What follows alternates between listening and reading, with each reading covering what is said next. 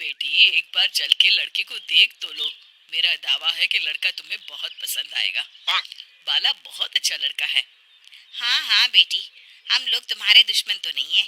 किसी अच्छे लड़के से ही तुम्हारी शादी करवाएंगे ना। आखिर तू हमारी इकलौती बेटी है। अच्छा ठीक है माँ, अब ज्यादा भावुकतापूर्ण शब्दों का इस्तेमाल ना करो। मैं चलने के लिए तैयार हूँ। चलो फिर, बिना देर के हम सब चलते हैं।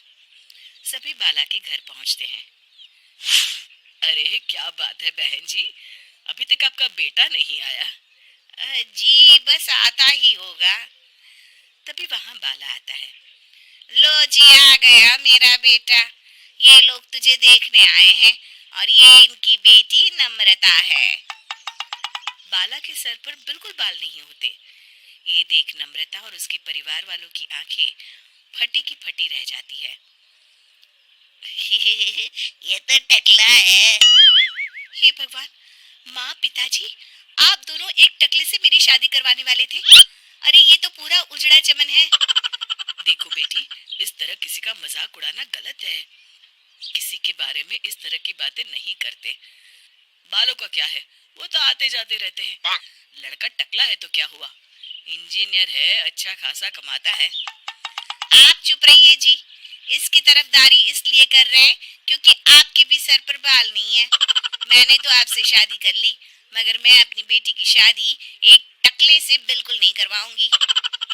अरे ये क्या, कब से आप लोगों ने टकला टकला लगा रखा है। और माफ करना, तुम भी कोई हूर की परी नहीं हो। तुम लोग मेरे घर में आकर मेरी ही बेइज्जती कर रहे हो। निकल जाओ यहाँ से। हाँ हाँ तो जा रहे हैं ना, हमें भी यहाँ रुकने का कोई शौक नहीं है। नम्रता और उसके परिवार वाले उठकर वहां से जाने लगते हैं। तभी नम्रता का छोटा भाई जाते जाते कहता है, टकला। तेरा बाप टकला। और इस तरह बाला का रिश्ता टूट जाता है।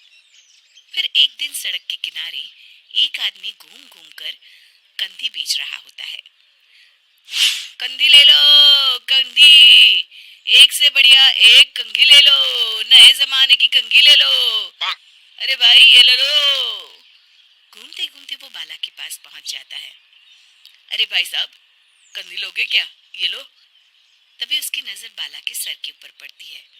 अरे माफ करना भाई साहब, आप इसे लेकर क्या करोगे, आपके सर पर तो बाल ही नहीं है। आपका तो स्टेडियम पूरा खाली है। चलता हूँ, कंधी ले लो, कंधी ले लो। कंधी वाले की बातें सुनकर बाला को बुरा लगता है।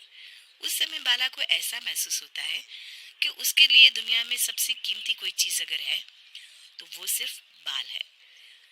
बाला सड़क पर चलते हुए लोगों के बाल बड़े गौर से देखता है। चलते चलते बाला एक मंदिर के पास पहुंच जाता है। हे भगवान, तुमने ये मेरे साथ क्या किया। थोड़े से बाल अगर मुझे दे देते तो तुम्हारा क्या चला जाता। सारी दुनिया मेरा मजाक उड़ाती है। अरे भाई, आज पहला इंसान देख रहा हूँ जो मंदिर आकर भगवान से अपने लिए बाल मांग रहा है। बेटा, भगवान ने तुम्हें सब कुछ तो दिया है, अच्छी सेहत है, अच्छी नौकरी है। लगता है तुम्हारी तबीयत ठीक नहीं है। घर जाओ, सब ठीक हो जाएगा। बाला वहां से चला जाता है। घर पहुंचकर बाला खाना खाता है और अपने कमरे में सोने के लिए चला जाता है। फिर सुबह जब बाला सोकर उठता है तो आईने के सामने अपने आप को देखकर हैरान हो जाता है।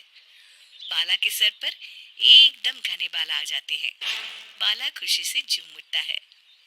अरे ये तो चमत्कार हो गया, मेरे सर पर बाल आ गए। लेकिन ये हुआ कैसे।